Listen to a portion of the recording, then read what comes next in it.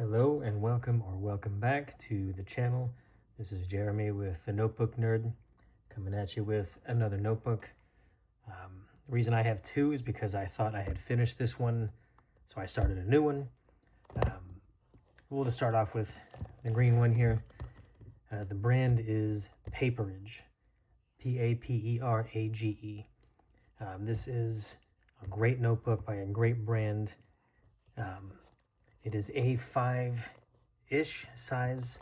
It is slightly thinner and slightly shorter than a traditional A5, like from Leuchtturm, or a traditional, different brand. It comes with, the ribbon. It comes with a pocket in the back, and even that pocket has a little, like a card sleeve. I enjoy this one for, I like the white paper. I have plenty of notebooks that have the cream colored paper. This one, it doesn't feature the page numbers or that cream paper, but the paper is pretty good quality. These notebooks can be found mostly on the internet. I haven't seen too many of the different kinds. Like, I've only ever seen lined. I've never seen a dot grid or a grid version. I was using a cherry red Lamy Safari with a Colorverse Supernova ink. Supernova ink is probably my favorite. It's a real electric blue.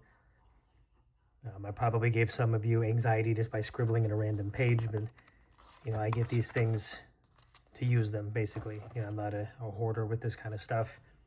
I'm of the philosophy that you're supposed to use the good china. This brand, I believe this size is less than $12 on Amazon. These are very budget-friendly notebooks. The paper quality is really good. I've used, here's just some pen test way in the back of, gel pens, pencils. This one, the Jinhao Gulor medium nib fountain pen, I believe is modeled after a Sailor King of pens. That thing is an ink hose. You can still see there's no bleed through on the other side. So this is really good for fountain pens. The only thing I've noticed bleed through is just the traditional Sharpie markers. This is a great notebook. It comes in a good handful of colors. Like I said, I thought I had finished this one, but I did not. So I started, this other one. Anyone that knows me knows that I'm a big fan of stickers, and I put them all over the covers. The covers are about the same, I'll say, as a Leuchtturm as far as the thickness. Again, I've never, had variation in the paper qualities, on this notebook. I do like that the size is a tiny bit smaller than the traditional A5. It's still listed as an A5 notebook, but it's just, a little bit thinner, and it makes it just a little more portable. It's almost, to me, a good balance between a larger notebook and, maybe the A6 size. It just makes it feel a little more portable. And again, these, I believe each of these were less than $12. I've had the green one for a long time, so maybe that one was, either cheaper or more expensive depending on, market fluctuations. But I really like this brand. Anyone who's looking for a good fountain pen friendly notebook and they don't like, the cloth covers, the thicker covers, or I guess it'd be like a linen cover of some of the other notebooks, I always recommend this brand.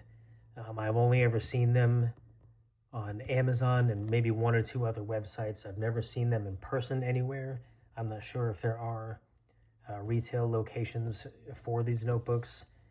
You can also get a pocket version, which I'll probably do a video on one of the pocket versions here in the future.